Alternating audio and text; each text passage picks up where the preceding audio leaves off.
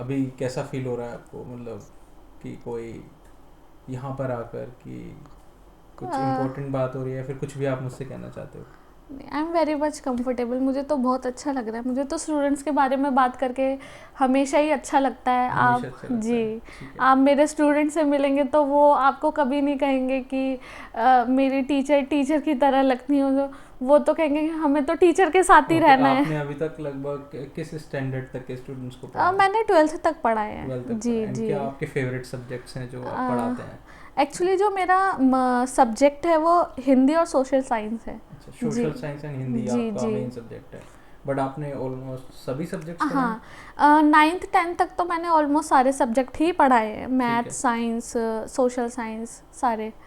तो जैसे कई बार ऐसा होता है कि कोई पेरेंट है and they can not afford, या फिर कोई और भी रीज़न होता है कि उन्हें स्टूडेंट पर खुद से, अपने बेटे या बेटी पर खुद से और ज़्यादा फोकस करना है, और ज़्यादा उस पर ध्यान देना चाहते हैं कि भाई हमें बाहर के ट्यूशन टीचर्स पर भरोसा नहीं है, हम खुद ही एजुकेटेड हैं, हम खुद ही पढ़ाएंगे।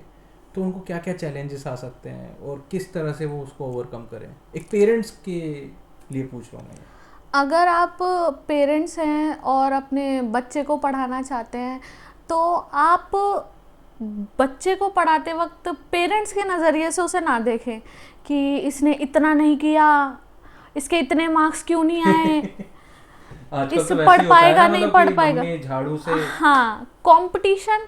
आप बच्चे के माइंड में कंपटीशन मत डालिए कि उसके फलाने के बेटे ने तो इतना कर लिया, तूने तुझसे इतना क्यों नहीं हो रहा। आप उसको पढ़ाएं तो एक टीचर की तरह ही पढ़ाएं, अदरवाइज मत पढ़ाएं। एक बच्चे की मेंटेलिटी जो है उसको बर्डन मत दें। एक्चुअली आप बच्चे को पढ़ाते वक्त उसके माइंड पे बर्डन ना डालें। ठीक है। आप उसको नॉर्मलाइज, उसका जो एनवायरनमेंट है उसको नॉर्मलाइज करके उसको नॉर्मली पढ़ाएं। तो आप उनको पढ़ाएं, आप एजुकेटेड, आप उसे घर में पढ़ाएं, वेल एंड गुड, कोई दिक्कत ही नहीं है। ठीक है। तो ये जो आपने बताया मुझे कि पेरेंट को अपने स्टूडेंट को एक टीचर की तरह पढ़ाना चाहिए, तो क्या ये रियल लाइफ में लाइक पॉसिबल हो पाता है जैसे आपने बताया, या फिर ज़्यादातर पेरेंट्स इसमें अनसक्सेसफुल रहते हैं? मोस्टली पेरेंट्स तो इसमें अनसक्सेसफुल ही रहते हैं, हाँ। मेरा ऐसा मानना है।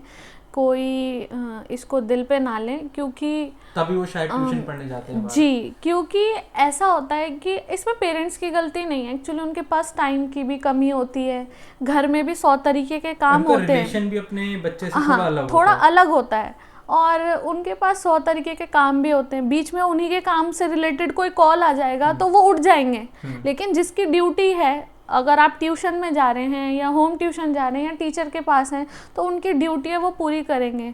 ठीक है। और अगर आपको कोई पेरेंट्स पढ़ा, ऐसा नहीं है कि हर कोई ऐसा होता है, लेकिन sometimes, most of the times ऐसा होता ही है कि पेरेंट्स किसी ना किसी वजह से बीच बीच में बिजी हो रहे हैं, जा रहे हैं। तो ऐसे बच्चों का और पेरेंट्स का इंटरेक्शन ख़राब होता है, मेथड ख़राब होता है, पढ़ाने का टाइम ख़राब होता है, तो बच्चे उसको सही से इंटरेक्ट नहीं कर पाते। आप खुद इस चीज़ को समझते हैं कि एक चीज़ में रिदम होना बहुत ज़रूरी है। अगर एक रिदम में चीज़ हो रही होती है तो सही रहता है, नहीं तो वो नहीं हो पाती। ओके। ठीक है मैम, जैसे कि आपने भी बताया कि एक रिदम, सारी चीज़ों का फोकस करना पड़ता है, एंड पेरेंट्स कहीं ना कहीं नहीं कर पाते हैं सारी चीज़ें फॉलो।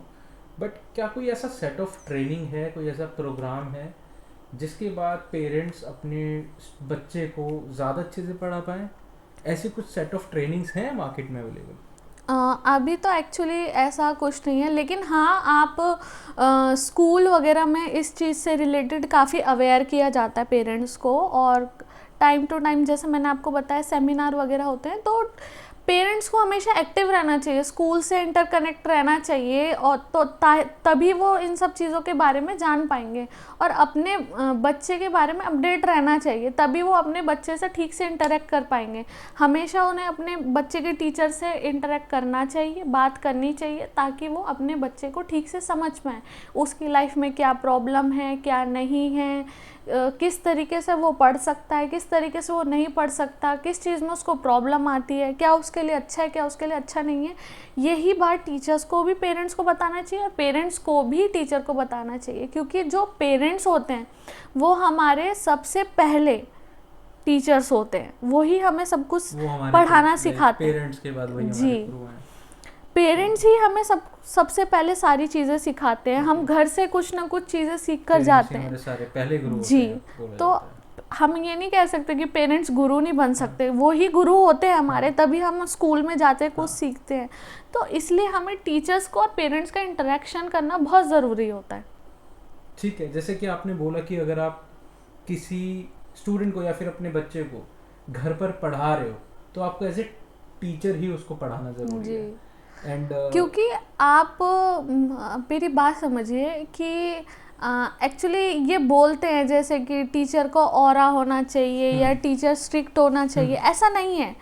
टीचर को बच्चे के लेवल का होना चाहिए, लेवल इन द सेंस कि अगर वो छोटे बच्चों को पढ़ानी है तो उन्हें बच्चों में घुलना आना चाहिए। एक बच्चा होता है कि वो इंट्रोवर्ट है, तरह का माइंडसेट होना चाहिए। एक बच्चा इंट्रोवर्ट है, वो फ़ोन में लगा हुआ है, अगर घर पर है या कहीं पर भी है और आपके पास आता है तो वो चुपचाप एक जगह बैठा है, तो टीचर को ये नहीं चलो छोड़ो वो तो पढ़ना ही नहीं चाहता, इग्नोर करो, ये नहीं होना चाहिए। उनको कोशिश करना चाहिए कि वो एनवायरनमेंट में इस तरीके से घुले या टीचर इस तरीके से अपने मेथड यूज़ करे, एनवायरनमेंट को ऐसा बनाए कि उस बच्चे का इंटरेस्ट जागे और वो बच्चा वहाँ पे इन्वॉल्व हो, एनवायरनमेंट में इन्वॉल्व हो। तो टीचर का बहुत बड़ा रोल होता है इस चीज़ में। आपकी एजुकेशन तो स्टूडेंट सेंटर्ड होनी चाहिए। ठीक है मैम, ओके। तो अगर हम बात करें किसी कैसे स्टूडेंट की जो एक लाइक एक नॉर्मल बिलो एवरेज स्कूल से पढ़ के आ रहा है, you can take it like जहाँ पर फीस बहुत ही अफोर्डेबल थी, पेरेंट्स के हिसाब से भी वो स्कूल ठीक था, उन्होंने डाला। एंड एक स्टूडेंट है जिसके पेरेंट्स वर वेल इक्विप्ड, बहुत अच्छे स्कूल में पढ़ाया, अपने स्टेट के या फिर अपनी सिटी के टॉप स्कूल में पढ़ाया, तो कहीं ना कहीं हम देखते हैं कि उनके स्किल्स में बहुत बड़ा फ़र्क होता है जब भी वो 12th करके अपने स्कूल से बाहर निकलते हैं या फिर कोई भी आउट ऑफ स्कूल उनका कंपटीशन हो रहा होता है। तो क्या रीज़न होता है ये टीचर की वजह से होता है या फिर कुछ और हमारे एनवायरनमेंट इश्यूज होते हैं जो इस पर इम्पैक्ट डालते हैं? एक्चुअली ये सारे स्टूडेंट्स पे आप नहीं कह सकते कि अप्लाई होता है। कुछ स्टूडेंट्स इनमें अपने आप को निखार लेते हैं, कुछ स्टूडेंट नहीं निखारते। मैं ये नहीं कह रही कि इसमें स्टूडेंट की गलती होती है, एक्चुअली इसमें हर चीज़ का थोड़ा बहुत लैक है, हर चीज़ में थोड़ी बहुत कमी है। हमारा एजुकेशन सिस्टम में भी बहुत अभी चीज़ें ठीक होना, स्टिल डेवलपिंग, हाँ अभी डेवलप होना बाकी है। हाँ जी जी, और टीचर्स भी हैं ऑब्वियसली। अगर बच्चे के अंदर कोई स्किल डेवलपमेंट नहीं हो रही और बच्चा कुछ समझ नहीं रहा, उसको कुछ समझ नहीं आता, तो कुछ ना कुछ आपके टीचिंग मेथड में गड़बड़ है, बच्चे की गलती नहीं है। ठीक है, ओके। तो मैम जैसे हम देख रहे हैं यहाँ पे कि काफ़ी स्कूल हमारे ऐसे होते हैं जो कि लो लेवल, मतलब मैं बोलूँगा उनमें फ़ीस काफ़ी कम है, तो पेरेंट्स की रीच में भी हैं, वो अफोर्ड भी कर पा रहे हैं। तो कई बार पेरेंट्स उन स्कूलों में अपने बच्चों का एडमिशन करा देते हैं। एंड एक स्कूल उस टाइप के होते हैं जब हमारा लाइक हमारे पास सारे रिसोर्सेज हैं, हम वेल इक्विप्ड हैं, अच्छी खासी इनकम है, हम अच्छा खासा कमाते हैं, तो हम चाहते हैं कि हमारा बच्चा हमारे स्टेट के, हमारे सिटी के टॉप स्कूल में पढ़े एंड उसका एडमिशन भी करा देते हैं। एंड ज़्यादातर केसेस में ये देखा गया है कि दोनों स्कूल में से जब बच्चा पास आउट होकर निकल रहा है तो उनके स्किल्स में बहुत ज़्यादा ज़मीन आसमान का फ़र्क होता है। तो ऐसा क्यों है कि आप टीचर तो बिकॉज सेम ही है, क्योंकि दोनों में आपके टीचर्स के क्राइटेरिया सेम है, तो एक स्कूल है जहाँ पर फीस ज़्यादा नहीं ली जा रही है, बट वहाँ के जो मोस्टली, मैं हर बच्चे को नहीं बोलूँगा, मोस्टली जो स्टूडेंट्स हैं उनके स्किल्स में, और जो मोस्टली स्टूडेंट्स हैं जो कि हाई लेवल के एक स्कूल में, जैसे अगर मैं बात करूँ लाइक आपके DPS काइंड ऑफ स्कूल्स में, तो वहाँ पर एक स्टूडेंट्स का स्किल सेट अलग ही होता है। तो ऐसा क्यों होता है? एक्चुअली ये सिर्फ बच्चों पे नहीं डिपेंड करता, ना टीचर पे डिपेंड करता, सिर्फ ना टीचर पे ना स्टूडेंट पे। अगर एक टीचर बच्चों को अच्छी तरीके से एजुकेशन देना चाहती है और एक स्किलफुल बनाना चाहती है, तो उनको उनका जो सिस्टम है वो भी सपोर्ट करना चाहिए। टीचर्स अपने घर से तो नहीं करती हैं, ठीक है, तो उनका जो सिस्टम है वो उनका सपोर्ट करना चाहिए। तो अभी भी हमारा जो एजुकेशन सिस्टम है, मैंने आपको पहले भी बोला कि उनमें काफ़ी चेंजेस होना और डेवलप होना बाकी है, अभी भी स्टिल जी।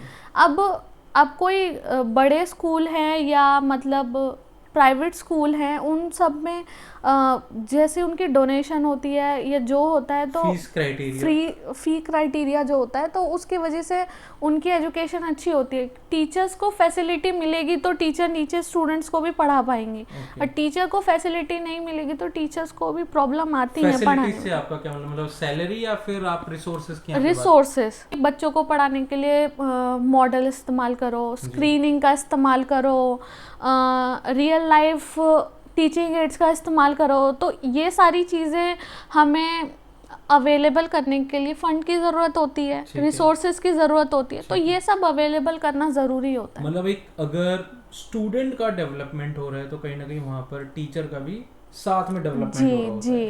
एंड अगर लाइक जैसे आपने बोला कि टेक्नोलॉजी बहुत ज़्यादा फ़र्क डालती है, तो वही है कि हम लिख कभी भी पेन कॉपी पर लें या फिर स्मार्ट बोर्ड पर लें, बट जब तक हम टेक्नोलॉजी इंट्रोड्यूस नहीं करेंगे तो शायद वहाँ पर उस लेवल की स्किल नहीं आ पाएगी। ठीक है, तो और क्या चीज़ें हैं मैम जिसके बारे में भी आप बात करना चाहें, कुछ भी आप बताना चाहें?